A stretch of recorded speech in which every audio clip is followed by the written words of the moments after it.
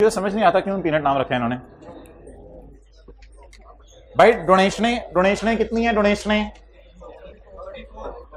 उनमें 5 की जानने वाले को और जानने वाले को जान को जानने वाले को डिस्क्लोज कर दें।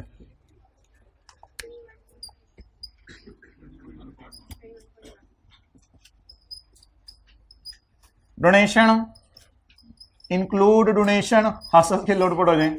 डोनेशन इंक्लूड तो कोई गलती नहीं है ना। डोनेशन इंक्लूड चूहे तो नहीं लिखा हुआ ना। Donation include donation of 5 million of rupees to donation include donation of rupees इतना। वैसे वो भी लिख सकते हैं जिस तरह आप कह रहे हो, वो आपके इलाके की अंग्रेजी है, हमारे इलाके की अंग्रेजी है।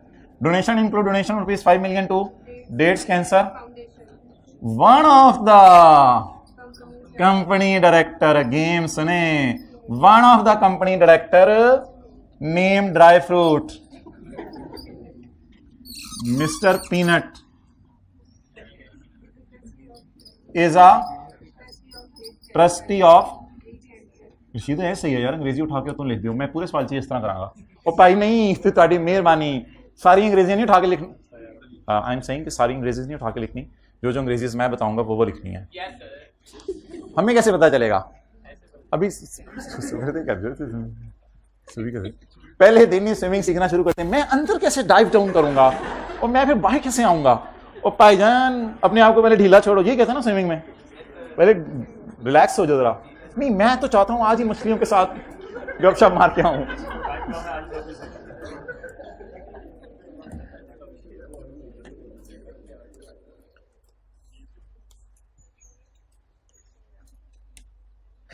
अच्छा जी, अब टोटल्स कर दें और फेस पे पोस्ट कर दें।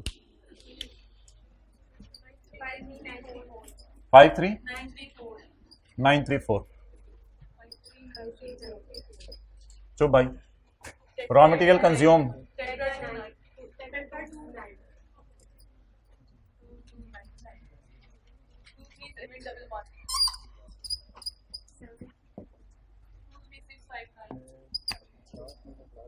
ये घर से किया सब 23716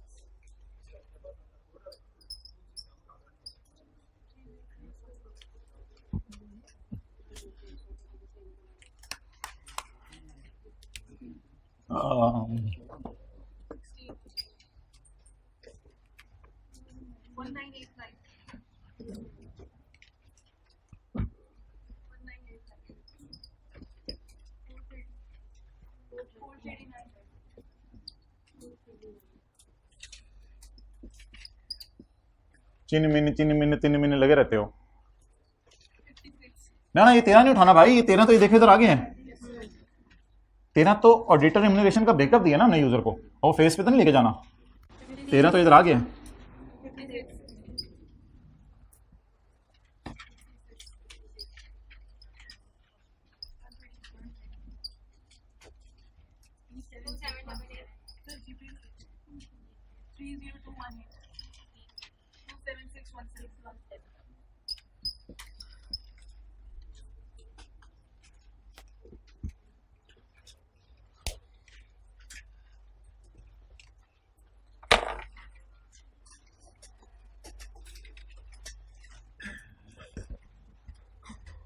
होमवर्क तो नहीं आई है 37। ये जो कल वाले सवाल हैं वो जाके घर में लिख लो, होमवर्क क्या देना है। होमवर्क तो फाइनल अकाउंट आई एस 1037 में नहीं भी चल रहा साथ साथ कोई, बट डी कमीशनिंग के सवाल थे, वो आपको कल मौका दिया था कि पिछला वाला सवाल अगर नहीं किया हुआ तो वो कर लें।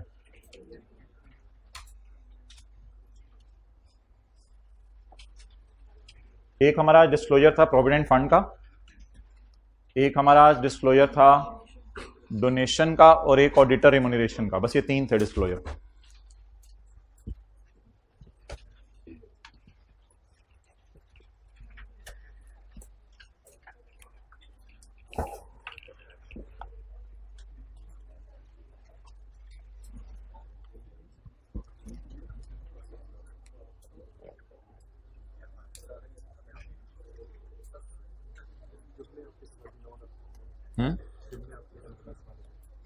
अल्लाह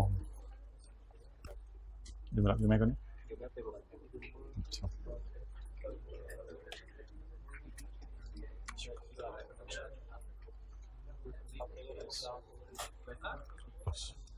आज यकम हो रहा है ना, कल है यकम।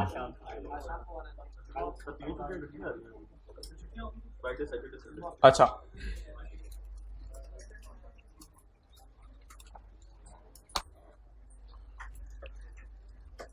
उधर ही रखो। अच्छा जी, इसने तस्वीर फाइनल खींचनी है अपनी तरफ मोबाइल करके, वो खींच ले। अब कल एक डिस्कशन छेड़ी थी, उधर ही रखो भी कैमरा, स्टैंडर्ड इंशाल्लाह। हाँ अच्छा कौन सा? अच्छा ले आओ। अच्छा भाई ये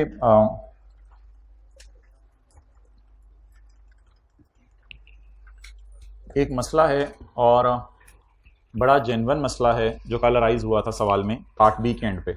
अगर आपने वो पार्ट नहीं भी अटेंड किया तो कोई परेशानी वाली बात नहीं है।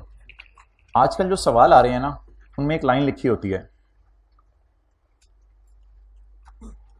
कि एज्यूम करो हम स्टैंडिंग, हम खड़े हैं, सवाल सॉल्व करते थे। मिसाल दे रहा हूं 18 फरवरी को, मिसाल दे रहा हूं, हम सवाल सॉल्व करते हुए खड़े हैं 18 फरवरी को, और सवालों में स्टेटमेंट डायरेक्टर्स ने कब ऑथोराइज की ये नहीं बताया होता, ये नहीं बताया होता।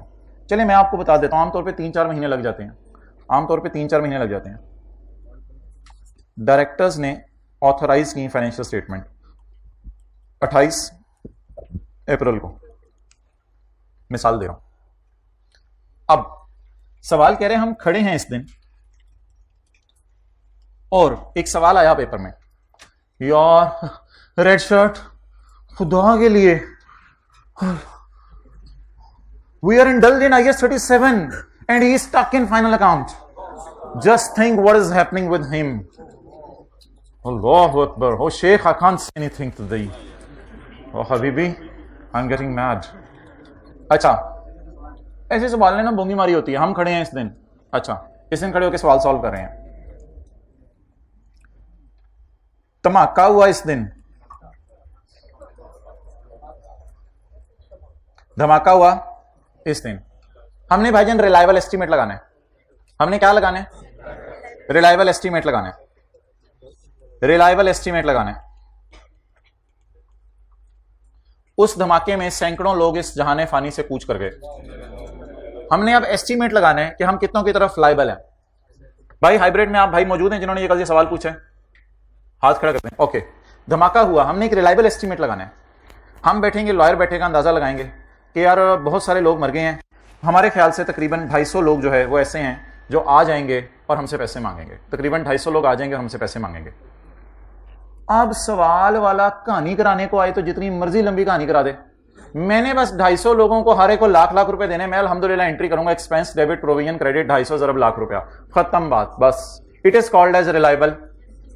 अब सवाल ने कहानी डाली, 70 आ गए इधर, 70 आ गए इधर, 20 आ गए इधर, 50 आएंगे इधर, बाकी आएंगे इधर। बाकी तरह निकालें, 250 माइनस 70 माइनस 20 माइनस 50, 110 आएंगे जब डायरेक्टर फाइनेंशियल स्टेटमेंट ऑथोराइज कर देंगे, उसके बाद जाके आएंगे। और सरकार चाहे ये 15 साल बाद आए, उससे कोई फर्क नहीं पड़ता। धमाका हो गया हमारे साथ, धमाका हो गया हमारे साथ। इट डजंट मीन कितने आ गए भाई, थोड़ी सी अकल लगाएं और बिजनेस सेंस यूज करें। एज ऑन 31 दिसंबर मैं क्या अंदाजा लगाऊं कि लोग आते रहेंगे। मिसाल के तौर पे अगर लोग इस दिन आके कहें कि यार आपकी फैक्ट्री में धमाका हुआ था, मैं उन्हें क्या कहूंगा? मैं फैक्ट्री बंद कर रहा हूं। और चपेट धमाका पहले कीता सी, ते कट बाहर। I cannot avoid this obligation. थोड़ी सी बिजनेस सेंस लगाए ना, बिजनेसमैन आप बने, बिजनेसमैन बने। क्या अगर डायरेक्टर फाइनेंशियल स्टेटमेंट, ये तो मैं बहुत लंबी बात ले गया आगे, कल तो हमने शायद यहीं पे बात क्लोज कर दी थी, कल तो हमने शायद यहीं पे बात क्लोज कर दी थी। मैं तो डायरेक्टर की भी उससे आगे निकल के लेके चला गया। तो हमारा ईयर एंड 31 दिसंबर। मेरा यह सवाल है, जिस दिन धमाका हुआ उस दिन 1-2 दिनों के अंदर आपने जो लॉयर को बुला के मीटिंग कर ली, what is the reliable estimate? 250 बंदे आएंगे। अब 70 आ गए साल से पहले, 20 आ गए, सवाल में ऐसे ही हमें खड़ा कर दिया 18 फरवरी को, 20 आ गए उसके बाद, और डायरेक्टर्स ने जब तब तक 160 और आ जाएंगे, ओ भाईजान इस सारी कहानी को छोड़ें, 70, 20, 160 बिजनेस सेंस इस्तेमाल करके बताएं what is it, can people काम। तो 250 की लाइबिलिटी बुक कर लें। उनके आने की वजह से हम लाइबल फील कर रहे हैं या धमाके की वजह से? तो किस इवेंट ने ट्रिगर किया लाइबिलिटी को? धमाका। और उसका हमने क्या लगाया करना है? Reliable estimate. अब कल फड्डा ये हुआ था, पता नहीं कोई 25 लोग थे, हमारा अंदाजा था वो रिटायरमेंट के लिए आ जाएंगे रिस्ट्रक्चरिंग में। उसमें से थोड़े से हमारे साल आ गए थे, थोड़े से बाद में आ गए थे। अच्छा, इस तरह की एक और मिसाल आपको देता हूं। अब वो ऑनरेस कॉन्ट्रैक्ट में भी तो यही था, ऑनरेस कॉन्ट्रैक्ट में भी यही था। मैंने कहा था हमारे साल खड़े होकर पता चल गया कि मटेरियल फ्यूचर में महंगा हो गया है, अगले 3 साल का अगर कॉन्ट्रैक्ट पकड़ा हुआ है तो 3 साल का लाके हमने इधर रिकॉर्ड किया था सारा का सारा। पता नहीं एक सवाल था, आप लोगों ने 33 महीने वाली फिगर कैलकुलेट की थी। भाई याद आ गया? मेरी बात समझ आ गई? Am I clear to am I able to explain it? हाथ खड़े कर दो। ओके। तो लाइबिलिटी का ट्रिगर बनता है पास्ट इवेंट, ना कि उनका आना। लोगों का आना इज नॉट लाइबिलिटी, हमारा अंदाजा क्या है, दैट इज माई लाइबिलिटी। अब इस सवाल के अंदर, सवाल में मैं जो लाइबिलिटी बुक करूंगा, अगर हर एक को 1 रुपया देना है तो expense debit provision credit with amount of ₹250। वो मेरी नसीब है, जल्दी आ जाएं बाद में आ जाएं, किस वजह से आएंगे वो वजह बता दें।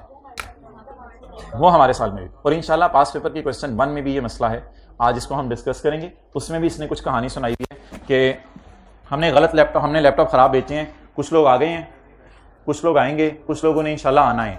मैं आपको यह कहूंगा कि गलत लैपटॉप आपने यहां बेच के ब्लंडर मारा है, तो इट डजंट मीन के जो आ गए हैं। तो लोग आने की वजह से हम लाइबल फील करते हैं या अनाउंसमेंट की वजह से?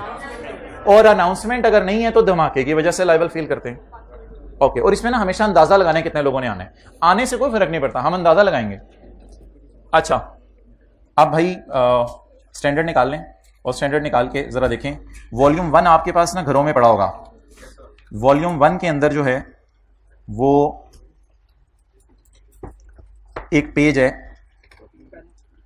Kaif 5 Paris from IFRS। जी आपके पास घर में पेज मौजूद है, ऐसा ही है? ये मुझे आज याद करवाना है आपने।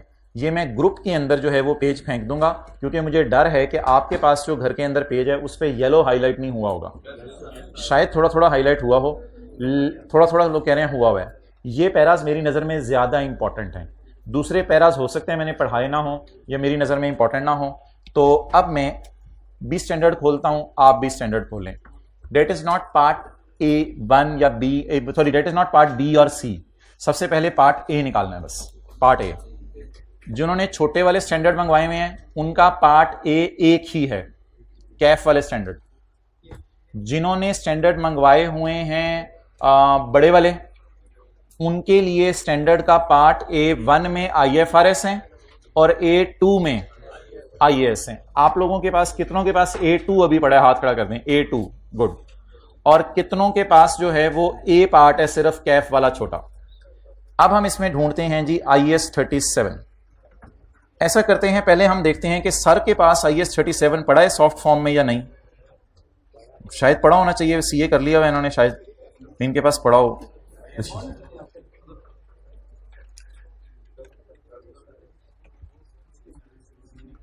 IAS 37 को मैं ड्रैग कर रहा हूं और ड्रैग करके ड्रॉप कर रहा हूं। ये होते जी ड्रैग एंड ड्रॉप का तरीका, ये पहले मैंने आपको सिखा दिया।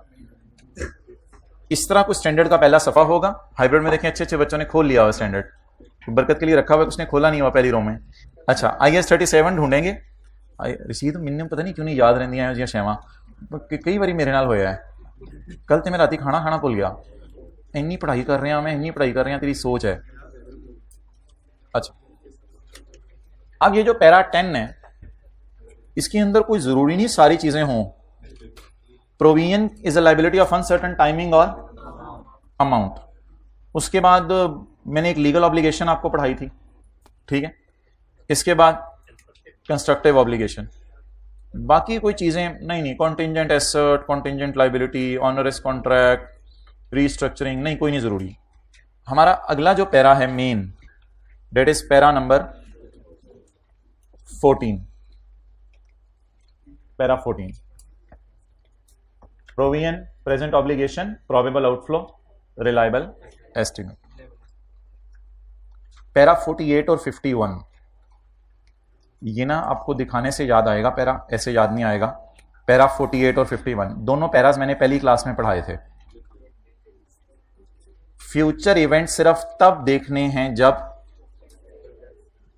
तो अगर किस तरह का पेपर में सवाल आ जाए तो ये अंग्रेजी यहां से लिखी जा सकती है। मिसाल मैं दे दूं, लास्ट टाइम हमने प्लान डी इंस्टॉल किया 10 लाख का, किसी ने बताया कि तजर्बे की बुनियाद पर 8 लाख का डी इंस्टॉल हो जाएगा, लेकिन असल में किसी ने उड़ती उड़ाती खबर दी है शायद नई टेक्नोलॉजी आ जाए तो 6 लाख का डी इंस्टॉल हो। मैंने कहा था उड़ती उड़ाती खबर पे यकीन ना करें, क्योंकि ऑब्जेक्टिव एविडेंस अवेलेबल नहीं है। लेकिन अगर एविडेंस अवेलेबल है तो फिर फ्यूचर में जो नई टेक्नोलॉजी आ रही है उसके मुताबिक प्रोविजन बना लें।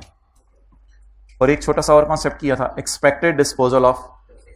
इसमें कुछ इस तरह का एक कॉन्सेप्ट था कि मैंने प्लान डी इंस्टॉल करना है चंद साल बाद और स्क्रैप मेटल बेच के पैसे आने हैं, तो मैंने कहा था कि ये जो एक्सपेक्टेड डिस्पोजल ऑफ एसेट है इसको आपने प्रोविजन बनाते हुए नहीं देखना, बल्कि वो जो उस स्टैंडर्ड ने टाइम बताया IAS 16 ने, उसके मुताबिक आपने इसको डील करना है। ये कौन सा पैरा था? 51, 53 और 50 मशहूर जमाना हमारे, 53 और 54। ये आपको याद होगा, एसेट सब तब बुक करना है जब एसेट अलग से नजर आएगा, प्रोविजन बढ़ेगी नहीं, और P&L के रिसीवेबल बढ़ेगा नहीं प्रोविजन से, और P&L में नेट करके शो किए जा सकते हैं। ये 4 बातें थी in case of reimbursement. Ethics standard में नहीं है यार जी, मैं जा रहा हूं। ये क्या है? पैरा 63 और 65, ये तो हमने क्लास में भी नहीं कभी। हाँ, पैरा 63 और 60। कॉलेज वाले सोच रहे हैं कि फ्यूचर में PRC में लॉस आएगा, तो ठीक है ना बनाएं, ना पढ़ाएं। गोरमे वाले सोच रहे हैं कि कुल्फियां बेचने पे लॉस आएगा, ओ भाईयन ना बनाओ, लेकिन आपके एसेट्स को किससे गुजार लें? इंपेयरमेंट से। रशीद वॉल्यूम 1 च सफा मैनू तो आज पता लग गया यार, हट साइड ते जरा। पैरा 68 ऑनरस, मैंने 68 करवाया, 68। This standard defines an honest contract as a contract in which the cost of meeting obligation under a contract exceed the benefits. The unavoidable cost or the least net cost of exiting from contract, अगली बात ना पढ़ें, which is the lower of cost of and if I fulfill, जिसे हम लिखते थे, and any compensation or penalties, whichever is lower. Restructuring 70, 72, 81, 82, 80, ये Paris disclosure के हैं, ये कोई इतने इंपॉर्टेंट नहीं है। मैं जरा रीस्ट्रक्चरिंग के दिखा के क्लास खत्म कर रहा हूँ। 70, 72 ये तो कहीं तो देखे भी हैं क्लास में। रीस्ट्रक्चरिंग क्या चीजें हैं? रीस्ट्रक्चरिंग का मैंने कहा था सिर्फ इतना सा हाईलाइट कर लें, फॉर्मल प्लान हो और वैलिड एक्सपेक्टेशन हो। इसके बाद एक पैरा मैंने आपको क्लास में टिक करवाए थे, क्रॉस करवाए थे सारे। फिर मैंने बताया था आपको कि रीस्ट्रक्चरिंग सिर्फ नेसेसरी कॉस्ट आनी चाहिए और ऑनगोइंग बिजनेस से रिलेट ना करें, और रीट्रेनिंग, मार्केटिंग, इन्वेस्टमेंट को इग्नोर करने, और आइडेंटिफाइबल फ्यूचर ऑपरेटिंग लॉस को भी इग्नोर करने, और एक्सपेक्टेड डिस्पोजल ऑफ एसेट्स को भी। ये सारे क्लास में आपको करवाए थे, तो इसमें ज्यादा बात करने की जरूरत नहीं। ठीक है जी, अल्लाह हाफिज। और IAS 10 में पैरा 3 था, एक्स्ट्रा क्लास होनी है, पास पेपर क्वेश्चन 1 आज